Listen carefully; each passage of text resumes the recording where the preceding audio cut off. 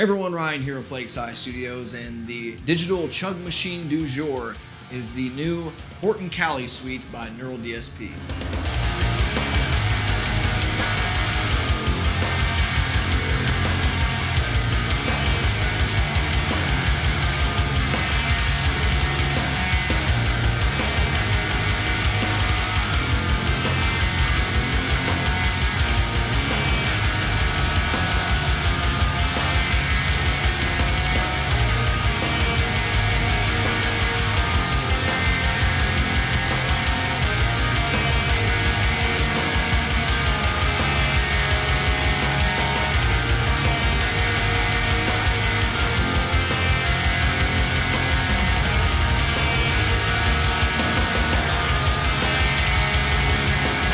Yes, another day, another new Neural DSP plugin to talk about. Though I suppose the joke's really on me. I am, after all, merely one of dozens of YouTube content creators that keeps giving them free advertising, so you're welcome. But with this coming so hot off the heels of the last release, Grandifier, with it also being kind of its own all-in-one amplifier suite as opposed to the Archetype series from Neural, I don't really have a whole lot new to say. The whole plugin environment from them is pretty much stayed the same. I still have some, shall we say, value issues with this and all of the previous releases compared to a lot of the Archetype stuff. I still have issues with them putting out so many new plugins between, well, the announcement and the inevitable release of the Quad Cortex, and them still expecting people to buy both. I'm pretty much going to have the same conclusion there. But with this having the same Fortin faceplate as not only one, but two previous releases from Neural DSP, I want to be making a lot of direct comparisons to that. Not because I necessarily want to, but because they're bringing it upon themselves. And I think just like with a lot of the Archetype series, there's a lot of overlap between this amplifier and the Nameless and NTS, as you should expect. And just like those prior releases, whether or not I can recommend this is really going to come down to what products you may already own from Neural or their competitors, and what tonal gaps you might be trying to fill. Because if you're someone like me who's already using one or two of the prior Fortin plugins, or any of the Neural plugins for that matter, and it already does what you want, then there's really not a whole lot new here. And in fact, I would say for the stuff that I like out of Nameless or NTS, or some of the strange stuff in like a Bossy, this is kind of a step backwards, if I'm being 100% blunt. But if you don't own anything and you like what this covers, from vintage cleans all the way up to hot rodded plexi tones, then this might be the one to get and provide a better value than piecemealing it together elsewhere. So again, there's really not a whole lot new here, and I hate to say that because there was always something new with the first few Neural DSP releases. But as it's been recently, it's been kind of a new amp, and that's about it. But with that, let's jump into the overall layout of Fortin Cali, which again, not a whole lot new. At this point, if you've seen the UI for one Neural DSP plugin, you've seen it for all of them, which is certainly not a downside because I prefer consistency in this area. But I absolutely have to give them mad props for all of the presets they include here. Not only are the stock ones really nice from Fortin and Neural DSP themselves in the factory bank, but there are some high-profile artists in here as well, including Dino, Jock Skog, Nolly, Rabia, Ola the Swede, Aaron Marshall. So you got quite a decently large palette of tones to choose from. There's definitely some overlap, as you would expect, but it's kind of nice to get everyone's input on this sort of thing. So if you're particularly lost with some of these controls, and I wouldn't blame you if you've never seen some of this stuff or you can't really tell what it's doing, then definitely dive through some of the presets. They're quite good this time around, and I actually use them and tweak them to my taste to make a lot of the demos in here. Before getting into the amp head proper, let's talk about the parts of the signal chain that flank both sides, starting with the pedal section. And it's exactly the same as Fortin NTS and Nameless in its current revision, with the Zool noise gate, the hex drive, overdrive, your tube screamer type derivative, and of course the infamous Fortin grind pedal. It'd been kind of cool if they could maybe add the Fortin fuzz at some point. I don't know if it does any like weird tone sucking thing, impedance mismatching, where it really depends on your guitar, and it would be kind of hard to model in a digital space. But, something else just to mix it up would be nice eventually. Though I don't think that would really complement this particular amplifier all that well. And I suppose Neural figures that a noise gate and a couple drive pedals is equivalent in value to one drive pedal and an EQ in post, because once again, we don't have any post EQ section like we do in Granifier and all the archetypes, which again, I'd love to see that because I really enjoy graphic EQ, but who knows the reasoning? Whatever it is, it's simply not here. The cab section, on the other hand, this time around is fairly interesting. First of all, they ended up foregoing the ML Sound Lab impulse responses used on NTS and Nameless for ones that were shot by Nolly, which kind of makes sense since they've worked with him on Archetype, of course. But I don't know if these are the same IRs that are in his suite. I've not done a direct comparison. It wouldn't surprise me since he has a lot of V30 loaded cabs in there. It wouldn't surprise me if this was different either, though. This is for sure a warmer, more well-rounded cabinet in general when compared to the ML Sound Lab. I think it was a 70-watt vintage 30 through a Mesa standard cab or something. That kind of had like a built-in low mid scoop, kind of an aggressive mid-range honk in there. Definitely hi-fi sounding. This one is a little more even-tempered, but the other Fortin amp plugins sound really good through it. So it's a good choice. I don't know what the decision was, driven by to do that. But either way, I'm happy enough with it. Got some good selection of microphones as usual.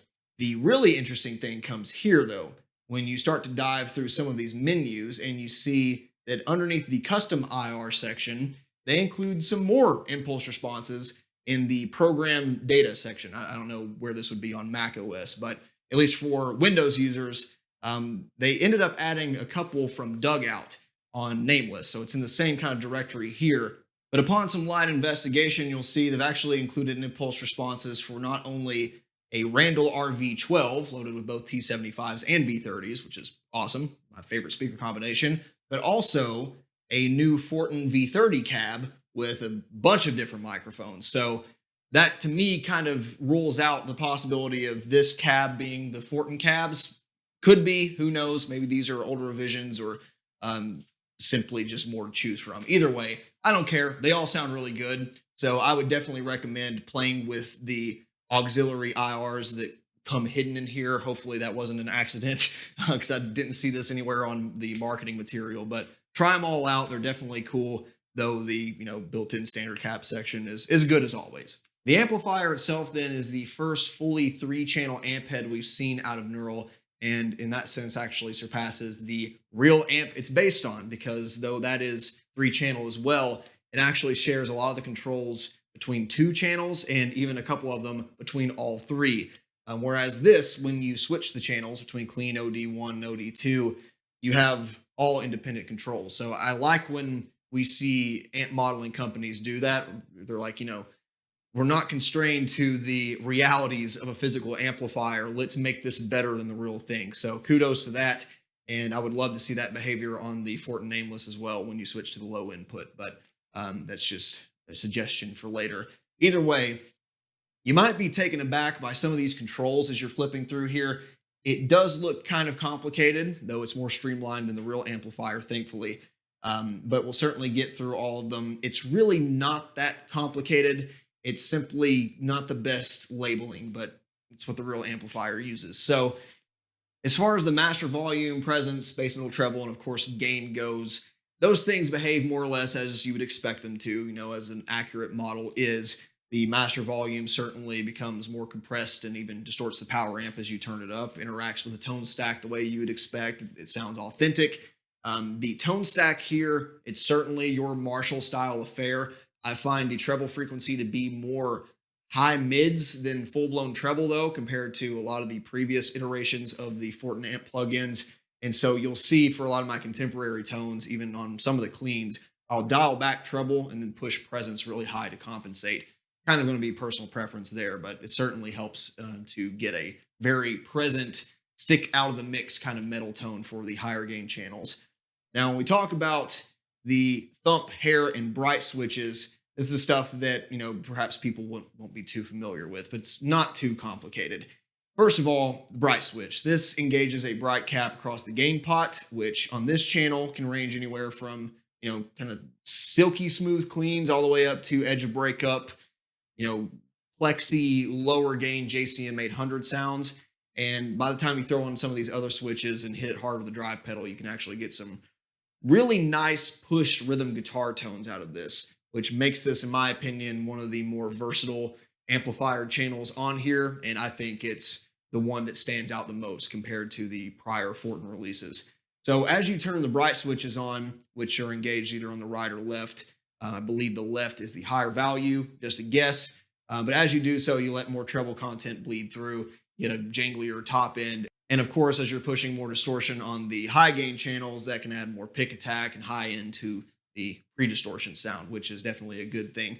The weird thing about the bright switch here is that while the right position sounds right at home for an amplifier like this, and the middle presumably bypasses it completely, which can definitely be good as well, the left has this fuzzy quality to it. And I'm not sure what it is. It's kind of reminiscent of the early Van Halen Brown sound, and even some Splon amps sound like this, where no matter what kind of frequency manipulation you do before the distortion, it just always sounds gravelly and like it's going to explode. And there's a sweet spot where for like mid-gain tones, I can kind of like that, but I sort of hate it for high gain, and you'll see why momentarily. But it's weird. I'm not a huge fan of this, but it definitely gives it a unique character. Further to the left, you'll indeed find a good old-fashioned Jose Mod pull saturation switch. This is the same kind of clipping diode trick you'll see on the Fortin Nameless, except that's on the master volume. It doesn't really matter. Either way, you can expect that same kind of post-preamp distortion, and you'll get a volume drop as a result. If you want anything resembling mid-gain to high-gain sounds out of the clean channel, you'll pretty much have to pull that to get any appreciable amount of distortion. And of course, on the higher gain channels, it goes kind of nuts. Finally, the thump and hair switches control the negative feedback in the power section. And I don't know how this behaves on the real amplifier. I'd imagine it's something like the single rec and the rectoverbs, though, where you're going to hear a big volume increase depending on where it's at. This, on the other hand, kind of sounds like it's volume, or at least loudness, normalized. So you actually change the whole voicing of the amp instead of getting like a big resonant bump, or kind of that reactivity curve you would expect. So when you engage, thump to the left, it kind of just scoops out a lot of the lows, or at least the low mids, and then articulates the bass. Kind of same thing with hair, where this does the higher end side. And I find that in the middle for both of these is kind of the sweet spot, hairband, classic plexi, classic rock kind of sound. And then when I want to get a little more adventurous, I'll start, flipping switches for some of the more contemporary metal tones. But, again, listen with your ears, not your eyes. You might be surprised what you like. As you might expect, this certainly affects the behavior of the presence control, and even by extension, the master volume control, where you'll get some gnarly distortion on, especially anything higher than 6 or 7, depending on where the hair switch is flipped. So if you're going after those kind of power tube sounds, then that can be a handy tool. But for a lot of us that are going for more contemporary high gain tones, then you're probably not going to have the master volume past noon, probably well below that even, and it's not going to make a huge difference. These are going to sound more like glorified hi-fi EQ controls, though they behave differently. Either way, it's a cool inclusion, and I definitely like that it's split up between each channel, because that's something that you basically have to set and forget on the real amplifier.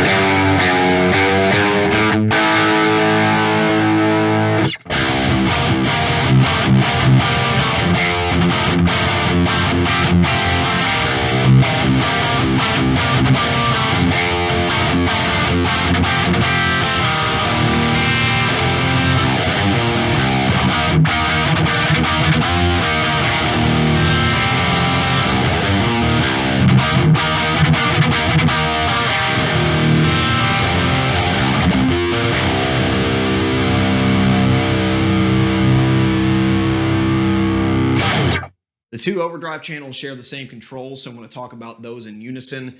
To put it briefly, OD2 basically picks up where the clean channel leaves off, where you start to get a little appreciable distortion there, and this one takes it to, maybe like Silver Jubilee levels of high gain. And then OD1 actually has a lot of overlap with OD2 in terms of overall distortion. The quality does change a little bit, and then it just, cranks it up to infinity past that. And it does that in a couple different ways. So you'll see it still has the thump, hair controls, all the same EQ, but there's a couple changes. First things first, this violence switch, which adds an appreciable amount of gain to the signal. And, where this is exactly in the signal chain, at the input, I'm not sure, but it's like adding, sounds like a good 12 dB boost or more. So you very likely won't need a pedal, especially on OD1 for standard tuned guitars, if you use the violence switch, especially the saturation switch, and probably one of the bright switches all at the same time. The other way that this works to create a boostless amplifier circuit is the good old split gain 1 and gain 2 control layout. Now, we've seen this on the Fortin Nameless before, and of course the modded amps that these are based on, but this behaves in quite a different manner, and there's a couple of reasons for that. Number one, since you can actually disengage the bright switch here, you can make the gain 2 potentiometer behave much more linearly, where you're not always having this, bright peak present. And you can't do that on Nameless. To my knowledge, there's always some level of bright cap engaged there, which definitely adds to its character. Furthermore, though, to my ears at least, gain 1 sounds a lot flatter than the Nameless gain 1. That sounds much more filtered, like it's more high mids oriented. And so a lot of the times I'll end up dialing in gain 1, a good step and a half or two above gain 2, and that'll kind of get me to that level of articulation I'm looking for. The Cali implementation of the gain 1 control, however, sounds much flatter to me. I don't think it's like low pass or anything crazy, but it doesn't sound like it's chopping off nearly as much low end. So I end up dialing these in backwards sometimes, more like, say this to achieve my direct plug and play tones. And something I'm not used to doing with Nameless. So you can certainly get similar sounds out of this. In fact, I would say you'd fail a blind shootout if you dial these in similarly. But to get there is a much different process. And so you can't just like plug and play settings and expect it to work. I think this is perhaps what contributes to that fuzziness I was speaking about earlier. Because if you crank both of these and throw on the bright cap in that position, the amp sounds broken, honestly. In fact, I think Jock Skog has a preset in here that's like, broken amplifier, and you can stack that with pedals and get some weird sounds, which is, kind of cool to hear out of an amplifier like this. But that's not what I think of when I think of Fortin amps. And I guess that's why overall, in terms of just setting up a raw metal sound, I still like Nameless better. This is more capable in terms of, hitting those offshoots of tones, but I'm not nearly as big of a fan of how the gain structure on this amplifier handles, which is kind of a disappointment because you look at, all the switches and the on-paper specs and the capabilities of this amp, and you think, oh, well, this just defeats everything prior to it. And I just don't know about that.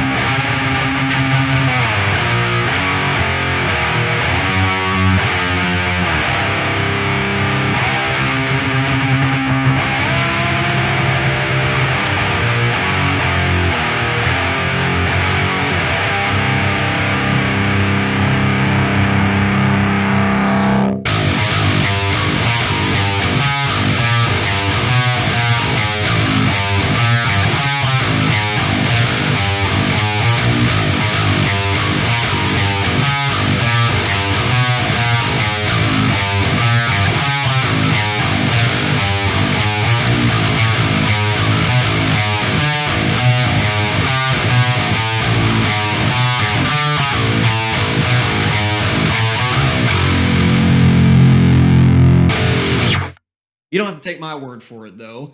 Let's have a listen to a couple similarly dialed in snippets of the Fortin NTS and the Nameless that came before it. As you should expect, these all say Mike Fortin's name on it. So they're going to sound sort of the same. There's only so many ways to take this souped up British amp idea. But they do handle differently, and there's definitely some telltale signs of each amplifier. But for me personally, if you already own one of these and you don't need anything else, then there's not a whole lot new with Cali. There's definitely, some interesting things you can do with the bright switches and the power amp voicings and all that. But is it worth another $100 or so? I don't necessarily think so. And if you already have both of them for whatever reason, and I wouldn't recommend most people to go out and buy both of these, there's really no reason for owning Cali. If you don't have either of them, then it's a pretty good deal. As you'll see, this keeps right up with almost every scenario here. But there's nothing new for me here, as far as I'm concerned, in this, well, I was about to say little corner, but this is actually quite a big corner of Neural DSP's catalog.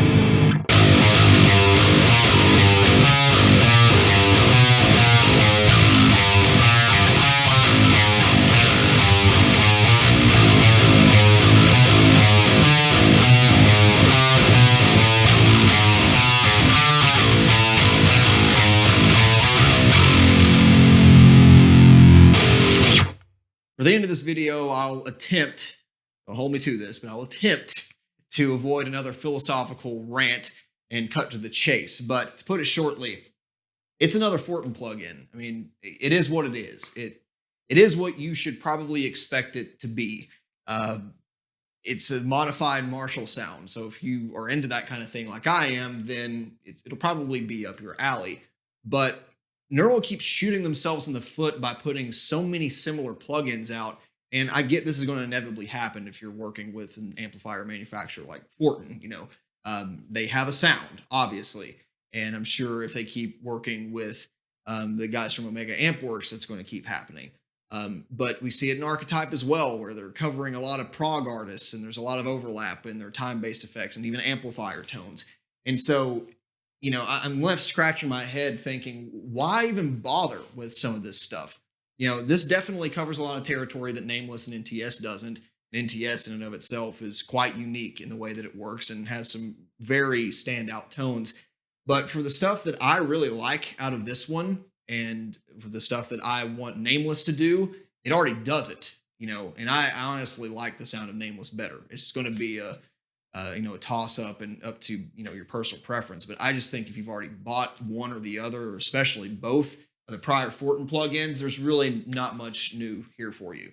Now, if you haven't bought any of those and you don't have a competing product that, scratches all those itches for you, then yeah, a full fleshed out 3-channel amp with some nice sounding cabs and overdrive pedals can definitely be worth the introductory price. And it's worth mentioning, as always, that the comparative value of this digital plugin is sky high compared to buying the real pedals, the real amp, the real cabinet just for recording. We're talking what, like 750 plus 3300 plus God knows how much for that cab.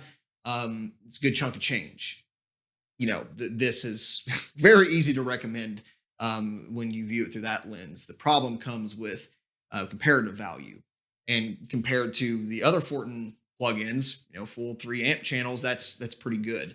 The archetypes is where stuff starts to fall apart, and especially when you look at the upcoming Quad Cortex.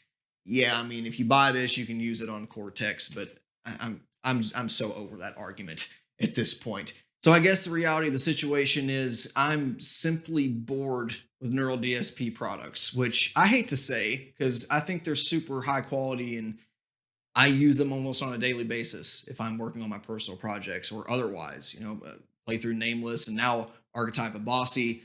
So often ended up pulling the trigger on that one for lead work and the clean capabilities and all that. And they're epic. I mean, they sound freaking incredible. I'd have no problem using those on a final product.